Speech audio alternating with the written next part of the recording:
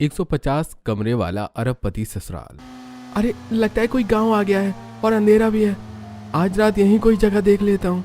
रात का समय था। रुद्र जो अपनी लेविश बुलेट बाइक पर घूमने निकला था, अचानक बारिश शुरू हो जाती है और ठंड और बारिश से बचने के लिए रुद्र हेलमेट लगाए रखता है और अंधेरे में रास्ता भटक जाता है।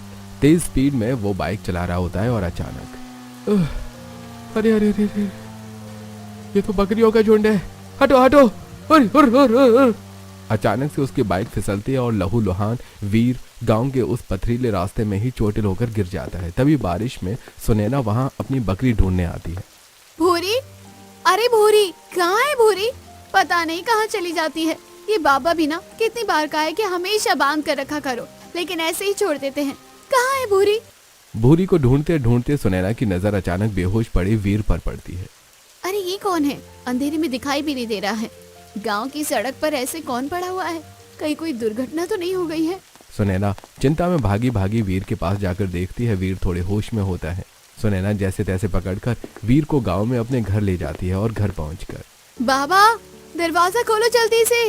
अरे क्या हो गया? इतना ज्यादा घबरा क्यों रही है? रुक जा बेटा, खोल रहा हूँ। पहले तो ये बात, इतनी बारिश में तू गई कहाँ थी इतनी रात को? वो सब बात नहीं पूछना बाबा, पहले इन बाबूजी को देखो। ये मुझे रास्ते में पड़े हुए मिले। इनको काफी खून आ रहा है और अब तो बेहोश भी हो गए हैं। अरे पहनावे से तो ये किसी अच्छे घर का मालूम होता है, लेकिन इसके काफी खून बह रहा है। हमें जल्दी से जल्दी इसकी जान बचानी होगी। पंडित जी जल्दी से पहले वीर का माथे का खून साफ करते हैं और फिर उसके कपड़े बदलकर चोट पर कुछ जड़ी बूटियां और हल्दी का लेपन करते हैं और सुनैना से कहते हैं, सुनैना बेटा, जा जल्दी से जल्दी हल्दी वाला दूध लेकर आ। हेलमेट की वजह से इनकी जान तो बच गई, लेकिन मुझे लगता है कि सिर में अंदरूनी चोट लगी है। बस आज की रात ली जाए।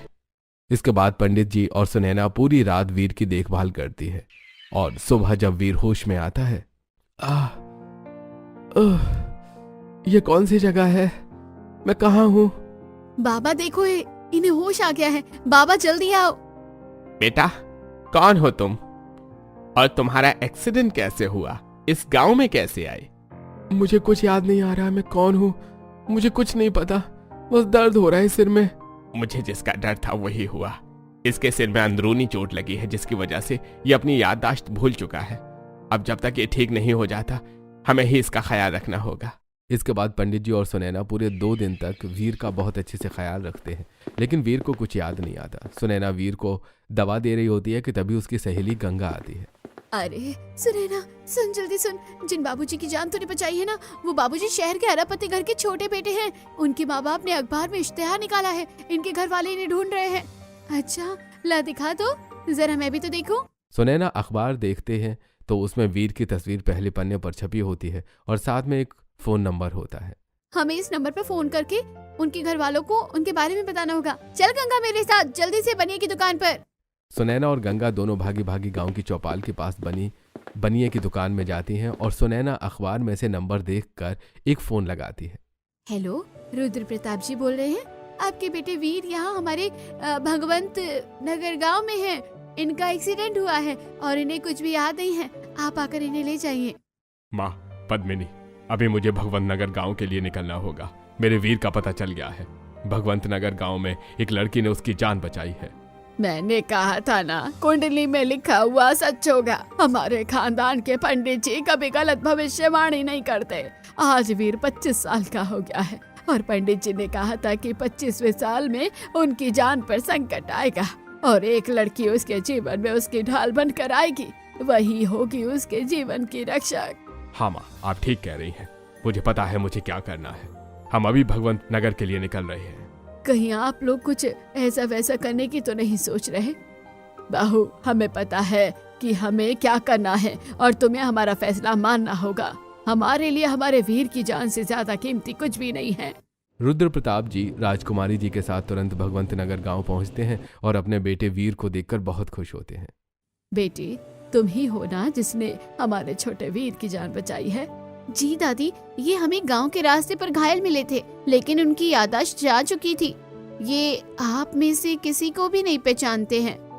हे प्रभु, वीर बेटा बताओ, क्या हम तुम्हें याद नहीं है? हम तुम्हारी दादी हैं।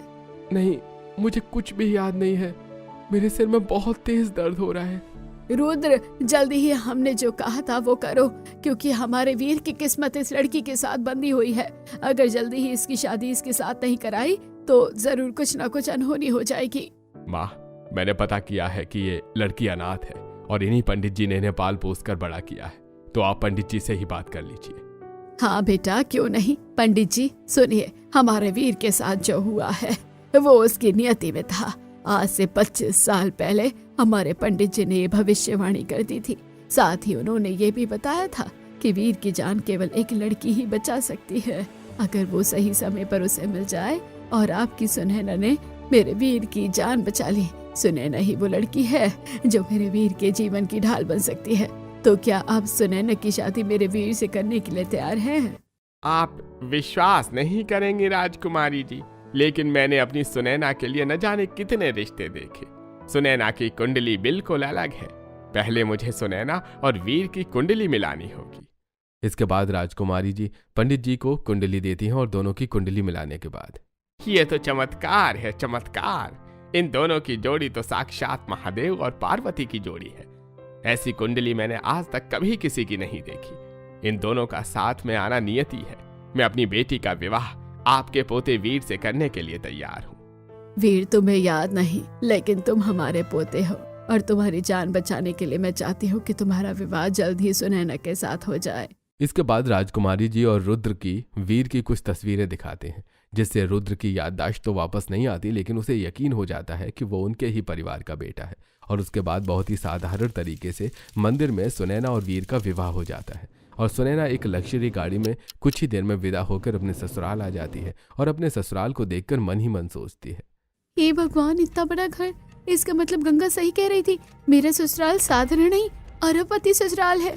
जैसे ही सुनैना अपने अरबपति ससुराल के दरवाजे की चौखट पर खड़ी होती है, उसे सोने की नक्काशी के दरवाजे दिखते हैं और कदमों के नीचे जयपुरी मलमल का कारपेट महसूस होता है, और घर के अंदर हीरे मोती और अलग अलग रत्नों की चमक दिखाई देती है। क्या सच में मैं कोई सपना नहीं देख रही? क्या ये सच में मेरा ही ससुराल है? क्या अब मैं 150 कमरे वाले अरबपति ससुराल की बहू बन चुकी हूँ? लेकिन मैं उनके घर में कैसे एडजस्ट हो पाऊंगी? क्या हो गया बेटा? आओ अपने ससुराल में गृह प्रवेश करो। नंदिनी, अपनी देवरानी का स्वागत करो। सुनैना की जेठानी नंदिनी सोने की जरी वाली कीमती साड़ी पहने हुए हैं और ऊपर से नीचे तक हीरे, पन्ना और नीलम के गहनों से लदी हुई हैं। वो चांदी का कलश नीचे रखती हैं और फिर बड़ा सा सोने का थाल लेकर उससे सुनैना की आरती उतारती हैं और उसे घर के अंदर बुलाती हैं। आओ सुनैना, तुम्हारे अरबपति ससुराल में तुम्हारा स्वागत है। आप लोगों ने अपनी मर्जी से मेरे बेटी की शादी तो करा ली, लेकिन मुझसे उम्मीद मत रखिएगा कि मैं इसे अपनी बहू स्वीकार कर लूंगी। बहू, तुम्हारी इज्जत से ज्यादा जरूरी मेरे वीर की जिंदगी है। सुनैना ही वो लड़की है जिसने मेरे वीर की जान बचाई, इसलिए अब मैं इस बारे में कोई बात नहीं सुनना चाहती। ये क्या हो रहा है घर में? आज हमारी छोटी बहू का गृह प्रवेश है और पद्मिनी, तुम आज भी नाराज हो रही हो? दादी जी, मैं सुनैना को उसके कमरे में छोड़कर आती हूँ। लंबा सफर तय करके आई है तो थक गई होगी, थोड़ा आराम कर लेगी। चलो नंदिनी, मेरे साथ कमरे में चलो। नंदिनी सुनैना को अपने साथ लेकर जाती है और एक कोने में एक छोटा सा बटन दबाती है, जिससे एक दरवाजा खुलता है। दरवाजे के अंदर एस्केलेटर होता है, जिसे देखकर सुनैना हैरान रह जाती है। भाभी, ये क्या है? और ये सीढ़ियाँ अचानक अपने आप कैसे चल रही है? सुनैना, तुम्हें नहीं पता, यह एस्केलेटर है। अब तुम्हारे अरबपति ससुराल में 150 कमरे हैं और 50 फ्लोर, तो क्या हम सारे फ्लोर तक सीढ़ियों से जाएंगे? एस्केलेटर की मदद से हम जल्दी जल्दी एक फ्लोर से दूसरे फ्लोर तक पहुंच सकते हैं, और तुम्हारा कमरा तीसरे फ्लोर पर है। 150 कमरे? लेकिन भाभी, 150 कमरे में कौन कौन रहता होगा? सभी कमरों में कोई ना कोई रहता है, तुम धीरे धीरे समझ जाओगी। आज तुम्हारा ससुराल में पहला दिन है ना, तो चलो अपने कमरे में आराम करो। नंदिनी सुनैना को उसके लग्जरी कमरे तक लेकर जाती है। कमरे के बाहर का दरवाजा चांदी का बना होता है और उसमें सुंदर हीरे और मोती से सजावट होती है। भाभी, क्या इस घर में सभी 150 कमरे के दरवाजे चांदी के बने हुए हैं, जिनमें अलग अलग देशों और राज्यों के कीमती मोतियों की सजावट हो रखी है? हाँ सुनैना, हमारे घर का सबसे मेन दरवाजा सोने का बना हुआ है, जिस पर अलग अलग मणियों की नक्काशी है, और सभी कमरों के 150 दरवाजे चांदी और हीरे मोतियों से सजे हुए हैं। नंदिनी की बात सुनकर सुनैना हैरान रह जाती है, जिसके बाद नंदिनी दरवाजे के बाहर एक बटन दबाती है और दरवाजा अपने आप खुल जाता है। दरवाजा खुलते ही सुनैना की आंखें फटी की फटी रह जाती हैं। आओ सुनैना, ये तुम्हारा कमरा है। भाभी, इतना बड़ा? ये मेरा कमरा है? कितना बड़ा! तो मेरा गांव भी इतना बड़ा नहीं होगा। क्या इस घर के सभी कमरे इतने ही बड़े हैं? हाँ सुनैना, आओ अपने कमरे के अंदर आओ तो जरा। सुनैना अपने कमरे के अंदर जाती है। जैसे वो कमरे के फर्श पर पैर रखती है वो घबरा जाती है। अरे क्या हुआ, तुम घबरा कर दोबारा बाहर क्यों चली गई? अरे भाभी, पैरों के नीचे इतनी तेज रोशनी निकल रही है, शायद शॉर्ट सर्किट हुआ है जिसकी वजह से करंट लग सकता है। अरे नहीं नहीं बुद्धू, ये शॉर्ट सर्किट नहीं है, ये हमारे घर का इंटीरियर है। तुमने पहला कदम दरवाजे पर रखा ना, तो इसलिए तुम्हें पूरे कमरे के फर्श में लाइटनिंग दिखाई दी। अब तुम जैसे जैसे कमरे के फर्श पर अलग अलग जगह पर कदम रखोगी, तुम्हें अलग अलग इंटीरियर दिखाई देगा। आओ कमरे में देखो। इसके बाद सुनैना जैसे जैसे अलग अलग जगह पर कदम रखती है, उसे कभी पैरों के नीचे समंदर, कभी जलती हुई लपटें, कभी आसमान के बादल और कभी तारामंडल दिखाई देता है। इसे देखकर सुनैना का सिर चकरा जाता है और वो अपने पलंग पर बैठ जाती है। लेकिन जैसे ही वो पलंग पर बैठती है, अरे ये क्या, ये तो बिल्कुल बादलों से भी ज्यादा मुलायम है। ये कैसा बेड है भाभी? ये स्पेशल यूरोपीय बेड है जो तुम्हारे अरबपति ससुराल में हर एक कमरे में लगा हुआ है। इस बेड की बहुत सारी खासियतें हैं जो तुम्हें धीरे धीरे पता चल जाएगी। सुनैना आराम से अपनी पलंग पर बैठी रहती है। तभी उसकी नजर कमरे के चारों तरफ जाती है। उसे देखकर वो घबरा जाती है। दरअसल कमरे के चारों तरफ अलग अलग हीरे, जवाहरात, सोने चांदी की मूर्तियां, तस्वीरें और पेंटिंग्स लगी हुई हैं जो चमक रही थी। भाभी ये क्या, हमने पूरे कमरे में इतने सारे अलग अलग रंगों की लाइट क्यों जला रखी है? ये स्पेशल आर्ट है जो हमारे फैमिली इंटीरियर डिजाइनर ने हमें क्रिएट करके दिया है। ये सारी तस्वीरें, पेंटिंग्स और नक्काशियां हैं जिनमें अलग अलग हीरे, मोती, रत्न लगे हुए हैं जो दिन रात चमकते रहते हैं। तुम्हें पता है, अगर कभी भी हमारे घर में लाइट चली जाए या अंधेरा हो जाए तो इन हीरे मोती की चमक से पूरा घर जगमगाता है।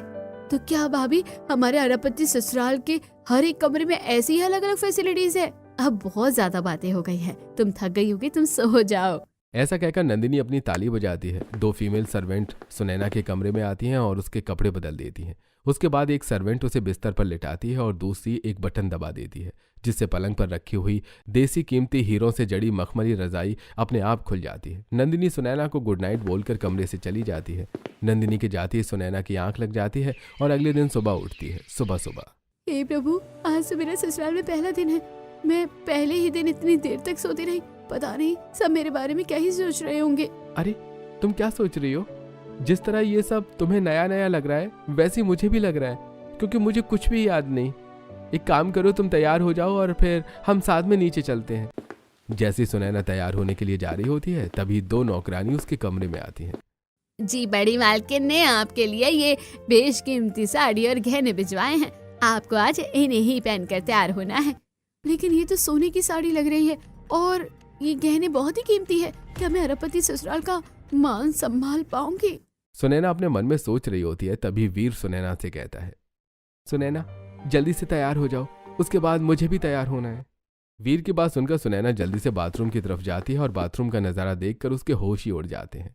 अरे ये तो जकूजी है और ये बाथरूम नहीं है, ये तो शाही हमाम है। ये सफेद काले इटालियन मार्बल, दीवारों पर गोल्डन टैप, बीचों बीच जकूजी जिसमें गुलाब की पंखुड़ियां तैर रही हैं, शीशे के सामने वैनिटी एरिया, विदेशी खुशबू वाला स्पा स्टीमर, इतने सारे फीचर। जरा पानी चलाकर देखती हूँ। जैसी सुनैना फव्वारा शुरू करती है, पानी चालू करते ही म्यूजिक अपने आप बजने लगता है और पूरे बाथरूम में लाइटिंग हो जाती है, जिसे देखकर सुनैना की आंखों में आंसू आ जाते हैं। इसके बाद सुनैना जल्दी से नहा धोकर बाहर आती है और तैयार होकर वीर के साथ नीचे जाती है। तभी एक महिला स्टाफ आती है। आइए छोटी बहू रानी, दादी सा ने कहा है कि आज आपको पूरा घर दिखाया जाए। पूरा घर? लेकिन ये घर तो बहुत बड़ा है, देखते देखते पूरा दिन गुजर जाएगा। लेकिन दादी सा ने कहा है कि अगर छोटे कुमार और आप पूरा घर देखोगे तो शायद छोटे कुमार की यादाश्त वापस आ जाए। हाँ ये बात तो सही है। चलिए वीर, अब हम अपना अरबपति ससुराल देखने चलते हैं। सुनैना की मंजूरी से स्टाफ हल्की मुस्कान के साथ दरवाजा खोलती है। जैसे ही सुनैना कमरे से बाहर आती है, उसके सामने एक लंबा चौड़ा चमचमाता गलियारा होता है जिसमें ऊपर क्रिस्टल झूमर लगे होते हैं और कदमों के नीचे जयपुरी मलमल और कश्मीरी कारपेट होता है। गलियारा खत्म होने के बाद सुनैना रॉयल गेस्ट विंग में पहुंचती है। ये इस 150 कमरों वाले अरबपति महल का रॉयल गेस्ट विंग है। यहाँ सिर्फ विदेशी मेहमान ठहरते हैं। इस विंग का हर कमरा अलग देश की थीम पर बना हुआ है। अरे इस विंग में तो फ्रांस, इटली, दुबई थीम में रूम है और गोल्ड बाथरूम, जकूसी, प्राइवेट बालकनी, सब कुछ है। मेरे गांव में तो एक कमरा भी पूरे घर जैसा होता था। क्या सोच रही हैं छोटी बहू? चलिए फैमिली विंग में चलते हैं। जैसे ही सुनैना स्टाफ और वीर के साथ फैमिली विंग में पहुंचती है, माहौल बदल जाता है। फैमिली विंग में रंग वाले कमरे, परिवार की तस्वीरें, पीढ़ियों की विरासत और खानदानी हीरे जवाहरात रखे हुए थे। ये इस अरबपति घर का फैमिली विंग है। दादी सब यही रहती है और जब भी सभी को एक साथ कुछ विचार करना होता है तो सभी लोग यहीं आते हैं। आइए अब बिजनेस विंग में चलते हैं। ऐसा कहकर वो स्टाफ सुनैना को बिजनेस विंग में लेकर जाते हैं, जहां का माहौल बिल्कुल अलग है। यहाँ कांच की दीवारें, बड़ी बड़ी LED स्क्रीन और दुनिया भर के शहरों के लाइव प्रोजेक्ट्स साफ दिख रहे थे। ये इस अरबपति घर का बिजनेस विंग है। यहीं से करोड़ों अरबों के फैसले होते हैं। स्टाफ की बात सुनकर सुनैना स्तब्ध रह जाती है। तभी स्टाफ उसे आगे लेकर जाता है। अब ये क्या है? ये इस घर का एंटरटेनमेंट विंग है। ऐसा कहकर वो स्टाफ महिला एक बटन दबाती है, जिसके बाद एक बड़ा सा हॉल खुलता है जिसमें private theatre, red seats, 3D sound और अंदर ही म्यूजिक स्टूडियो होता है। इस अरबपति घर में अपना खुद का सिनेमा भी है। जी बहू जी, ये आपके ही अरबपति घर का ही सिनेमा है। चलिए आगे चलिए। आगे ले जाकर स्टाफ सुनैना को एक कांच के दरवाजे के पास पूल एरिया में लेकर जाती है, जहां इंडोर स्विमिंग पूल और स्पा होता है। और अब दरवाजा खुलते ही गर्म पानी का पूल, फव्वारे, विदेशी खुशबू, स्पा और मसाज रूम देखकर सुनैना की आंखें नम हो जाती हैं। क्या अभी तक खत्म नहीं हुआ या अभी कुछ और देखना भी बाकी है? जी छोटी बहू रानी, ये तो अभी शुरुआत है। अब आपको शॉपिंग एरिया में लेकर चलते हैं। इसके बाद स्टाफ ने सुनैना को घर के अंदर ही बने लग्जरी शॉपिंग एरिया में लेकर जाते हैं, जहां जाकर सुनैना देखती है कि घर के अंदर ही कई कपड़ों की दुकान, ज्वेलरी सेक्शन, मेकअप स्टूडियो, शू, वॉच, सब कुछ था। ये घर का शॉपिंग एरिया है। बहू रानी, आपको शॉपिंग करने के लिए कभी भी बाहर जाने की जरूरत नहीं है। चलिए आगे चलते हैं। इसके बाद स्टाफ लिफ्ट का बटन ऑन करती है और बटन ऑन होते ही लिफ्ट ऊपर जाती है और टॉप फ्लोर खुलता है। ये तो घर की छत है ना? हम यहाँ क्यों आए हैं? हाँ बहू रानी, लेकिन ये छत मामूली छत नहीं है। ये आपके अरबपति ससुराल का हवाई अड्डा भी है। जैसे ही छत का दरवाजा खुलता है, तेज हवा और खुला आसमान दिखाई देता है। साथ में छत पर हेलीपैड, हेलीकॉप्टर, प्राइवेट जेट और हवाई जहाज दिखाई देते हैं। ये आपके 150 कमरे वाले अरबपति ससुराल का अपना खुद का हवाई अड्डा है और यहाँ सभी विमान मालिक के हैं। यहीं से साहब लोग देश विदेश जाने के लिए उड़ान भरते हैं। स्टाफ की बात सुनकर वीर कुछ पुरानी बातें याद करता है। वहीं सुनैना डर और हैरानी में सब देखती रहती है। तभी आइए अब नीचे चलते हैं। अब आपको कुछ खास सिखाना है। इसके बाद स्टाफ सुनैना और वीर को गैराज, कैश रूम और गोल्ड रूम में लेकर जाते हैं, जहां उन्हें 100 से ज्यादा लग्जरी कारों से भरा गैराज दिखता है। क्या हमारे घर में कारों का शोरूम भी है? नहीं नहीं बहू रानी, ये सभी कार तो मालिक लोगों की है। अच्छा, वो जो सामने बाहरी सिक्योरिटी वाला दरवाजा है वो क्या है? वो कैश रूम और गोल्ड रूम है। यहाँ सिर्फ साहब लोग ही जाते हैं।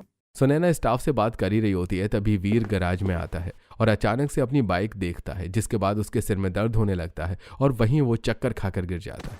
अरे वीर, आपको क्या हो गया? कोई ने बचाओ, देखो ये अचानक से गिर गए। सुनैना की आवाज सुनकर वहां बहुत सारा स्टाफ इकट्ठा हो जाता है और तुरंत ही वीर को मेडिकल रूम में लेकर जाया जाता है। क्या हम इन्हें डॉक्टर के पास नहीं लेकर जाएंगे? नहीं नहीं बहू रानी, हमारे घर में ही मेडिकल रूम है। स्टाफ वीर को फटाफट से मेडिकल रूम में लेकर जाता है, जो पूरा हॉस्पिटल की तरह दिखाई देता है। इस समय वहां पर राजकुमारी की पद्मिनी की सहित पूरा परिवार पहुंच जाता है। क्या क्या तुमने मेरे बेटे को? मैंने तो आपसे पहले ही कहा था ना माँ जी, ये लड़की मेरे बेटे के लिए ठीक नहीं है। आप ही ने इससे शादी करने की जिद की थी ना? लेकिन मैंने तो कुछ भी नहीं किया। हम तो घर देख रहे थे और अचानक ही बेहोश हो गए। डॉक्टर, जल्दी से मेरे बेटे का इलाज कीजिए और बताइए कि उसे क्या हुआ है। डॉक्टर जल्दी जल्दी वीर का इलाज करते हैं और कुछ ही देर में कई सारी रिपोर्ट्स देखकर परिवार को बताते हैं। खुशखबरी है, हमारे छोटे साहबजादे की याददाश्त वापस आ गई है। उन्हें सब कुछ याद आ गया है। तभी वीर मेडिकल रूम से बाहर आता है और अपने पिता से गले मिलता है। पिताजी, मुझे सब कुछ याद आ गया है और यह सब सुनैना की वजह से हुआ है। ना वो मुझे गैराज में मेरी बाइक दिखाती और ना ही मुझे सब कुछ याद आता। Thank you so much Sunaina. देखा पद्मिनी, जिसे तुम अभी तक कोस रही थी, उसी की वजह से तुम्हारे बेटे की जिंदगी बची है और उसी की वजह से उसकी खोई हुई याददाश्त भी वापस आई है। मैं कुछ नहीं जानती, आप लोग इसे अपना समझते हैं तो समझ लीजिए। मम्मी जी, आप ऐसा क्यों कह रही हैं? आज सुनैना का पहला दिन है ससुराल में, उसे कितना बुरा लगेगा। रहने दे बेटा। नंदनी, तेरी सास दौलत के घमंड में पागल हो गई है। चलो बेटा सुनैना, आज तुम्हारा रिसेप्शन है, तुम्हें रिसेप्शन के लिए तैयार होना है। घर में सभी लोगों की बातें सुनकर सुनैना लौटकर अपने कमरे में आ जाती है और मन में सोचती है, कैसी किस्मत है मेरी, अपने गांव से सीधे 150 कमरे वाले अरबपति ससुराल में आ गई हूँ।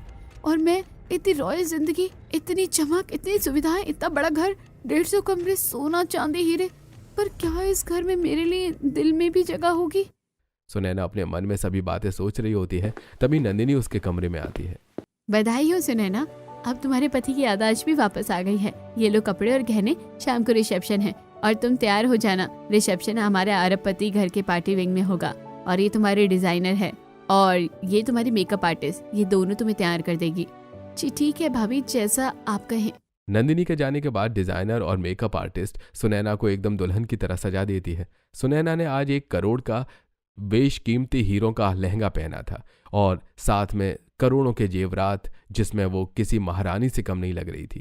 इतनी देर में रिसेप्शन का टाइम हो गया था और देश विदेश के सभी मेहमान रिसेप्शन में आए थे। पार्टी विंग में जाकर सुनैना, हे भगवान, ये हमारे ही अरबपति ससुराल में बना हुआ है। ये तो किसी राजमहल से कम नहीं है। इतने सारे विदेशी मेहमान और इतनी फैसिलिटीज। यहाँ तो मेहमानों को खाना परोसे जाने वाले बर्तन भी सोने चांदी के बने हुए हैं। अपने मन में ये सब सोचकर हैरान हो रही होती है। तभी उसकी जेठानी नंदिनी उसके पास आती है। आओ सुनैना, तुम्हें मेहमानों से मिलवाते हैं। नंदिनी सुनैना को सभी देश विदेश के मेहमानों से मिलवाती है। तभी स्टेज पर उसकी सास की आवाज आती है। Hello everyone, welcome to our royal party. आप सभी लोगों का स्वागत है मेरे बेटे के रिसेप्शन पार्टी में। लेकिन अफसोस है कि रिसेप्शन पार्टी जितनी ज्यादा लग्जरी है, हमारी बहू उतनी ही ज्यादा करी। सोच कर देखिए कि एक सड़क पर पड़े पत्थर को जिस तरह मंदिर में जगह मिल जाती है, वैसा ही हाल हमारी बहू का भी है। अब देखना यह है कि ये पत्थर अपने आप को महल के काबिल बना पाता है या नहीं। पद्मिनी की बात सुनकर राजकुमारी जी को गुस्सा आता है और वो हाथ पकड़कर पद्मिनी को स्टेज से उतार लेती हैं। ये क्या कह रही हो पद्मिनी, तुम्हें शर्म नहीं आती? सुनैना तुम्हारे घर की छोटी बहू है। राजकुमारी जी पद्मिनी जी की सभी के सामने डांट लगाती हैं, जिसके बाद पद्मिनी नाराज होकर पार्टी से चली जाती है।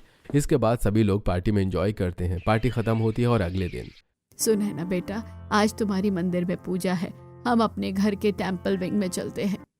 इसके बाद राजकुमारी जी सुनैना को टेम्पल विंग में लेकर जाती हैं, जहाँ की दीवारें चारों तीर्थों की तरह सजी हुई थी। ऐसा लग रहा था जैसे पूरी दुनिया के सभी तीर्थ उस टेम्पल विंग में मौजूद हों। इसे देखकर सुनैना हैरान हो जाती है। दादी जी, क्या हमने सच में पूरी दुनिया के सभी मंदिरों को अपने घर में सजाया है? हाँ बेटा, मेरा बचपन से सपना था कि मैं सभी तीर्थों में होकर आऊं, लेकिन मेरे बेटे ने दुनिया भर के सभी मंदिर घर में ही सजवा दिए। टेम्पल विंग में पूजा करने के बाद सभी लोग अपने अपने काम पर चले जाते हैं, लेकिन सुनैना ऊपर ही रह जाती है। पद्मिनी ये सब देख लेती है और मनी मन सोचती है, अब मैं देखती हूँ कि ये एस्केलेटर से अकेले नीचे कैसे आएगी। इसको तो ये चलाना भी नहीं आता। तभी मेरे घर वालों को पता चलेगा कि एक गरीब को अमीर घर की बहू बनाना कैसा होता है। अपने मन में ये सोचकर पद्मिनी सुनैना के पास आती है और कहती है, क्या हुआ सुनैना बेटा, नीचे नहीं आ पाओगी ना अकेली? चलो मेरे साथ, मैं तुम्हें लेकर चलती हूँ। इसके बाद पद्मिनी सुनैना का हाथ पकड़कर एस्केलेटर पर ले जाती है और उसकी साड़ी का किनारा एस्केलेटर की चेन में अटका देती है। फिर खुद एकदम से पीछे हट जाती है और बटन चालू कर देती है। जैसे बटन चालू होता है एस्केलेटर चलने लगता है। तभी नंदिनी नीचे से एस्केलेटर का बटन दबाकर उसे बंद कर देती है और सुनैना गिरते गिरते बच जाती है। क्या कर रही थी आप? आपको पता है ना, अगर सुनैना एस्केलेटर में फंस जाती तो उसकी जान भी जा सकती थी। बहू, तुम ज्यादा मत बोलो, मैंने कुछ भी नहीं किया है, आप चुप रहो। अपनी सास की बातें सुनकर नंदिनी समझ जाती है कि पद्मिनी सुनैना से इतनी नफरत करती है कि उसे नुकसान पहुंचाने की कोशिश कर सकती है। इसीलिए अब हर समय सुनैना के साथ नंदिनी रहती है। एक बार नंदिनी उसके पति कुंवर, सुनैना और वीर के साथ कुलदेवी के मंदिर जाते हैं। रास्ते में उनकी गाड़ी पर हमला होता है। भैया, मुझे लगता है कि ये वही लोग हैं जिन्होंने मेरी बाइक को टक्कर मारी थी। ये क्या कह रहे हो वीर? लेकिन तुम्हारी बाइक तो फिसल गई थी ना? नहीं भैया, मेरी बाइक को किसी ने टक्कर मारी थी। याददाश्त जाने की वजह से मैं घर वालों को ये नहीं बता पाया। हम सबकी जान खतरे में है। सभी लोग गाड़ी में घबरा रहे होते हैं, लेकिन तभी सुनैना गाड़ी का हैंडल संभालती है और गाड़ी को पहाड़ी से नीचे ले जाती है। इससे गुंडों को लगता है कि गाड़ी खाई में गिर गई और वो वहां से चले जाते हैं। उसके बाद कुंवर अपने पिता को फोन करके दूसरी गाड़ी मंगवाते हैं। इस तरह सभी की जान बच जाती है। घर आने के बाद, दादी, आज फिर से सुनैना ने हम सबको बचा लिया। हमारी कुछ दुश्मन हमारी जान के पीछे पड़े हुए हैं जो हमें मारना चाहते हैं। आज के बाद कोई भी घर से बिना सिक्योरिटी के कहीं नहीं जाएगा। और सुनैना बेटा, तुम हमारे जीवन में एक नया उजाला लेकर आई हो। तुम्हारी वजह से एक बार हमारे बीच का जीवन बचा और दोबारा हमारे दोनों राजकुमारों का। ये सब फालतू की बातें हैं। ऐसा कैसे हो सकता है कि इसी ने सबकी जान बचाई हो? पद्मिनी, तुम्हें नहीं मानना तो मत मानो, लेकिन देखना एक दिन तुम्हें भी विश्वास हो जाएगा। इसी तरह कुछ दिन और गुजरते हैं। पद्मिनी छोटी छोटी बातों पर सुनैना को नीचा दिखाती है और उसे परेशान करने का कोई मौका नहीं छोड़ती है। और एक दिन, सुनो सब लोग, हमारे पुश्तैनी गांव बाड़ी बसेड़ी में हमारे खानदान की एक बेटी की शादी है। हम सभी को वहां जाना है, लेकिन ध्यान रहे कोई भी अपने जेवर और महंगी साड़ी पहनकर नहीं जाएगा। लेकिन मैं तो गरीब की तरह नहीं जा सकती। सबके मना करने के बावजूद पद्मिनी बहुत सारे गहने पहनकर पुश्तैनी गांव जाती है। जब शादी हो रही होती है तो वो अलग से एक कोने में बैठी होती है। तभी कुछ लोग उन पर हमला करते हैं और सुनैना ये सब देख लेती है। हे भगवान, मम्मी जी की जान खतरे में है, मुझे कुछ करना होगा। सुनैना तुरंत एक मशाल उठाती है और खुद उन सभी गुंडों को भगा देती है। फिर अपनी सास को वापस पंडाल में ले जाकर आती है। वहां आकर, अरे तुम दोनों कहाँ चली गई थी? माँ जी, आप सही कह रही थी, हमारी बहू एक हीरा है, इसने आज मेरी जान बचाई। सुनैना, तुम ही हमारे 150 कमरे वाले अरबपति ससुराल की बहू हो। पद्मिनी की बात सुनकर सभी लोग तालियां बजाते हैं। अब सुनैना भी मान सम्मान के साथ 150 कमरे वाले अरबपति ससुराल की बहू बनकर खुशी खुशी रहती है।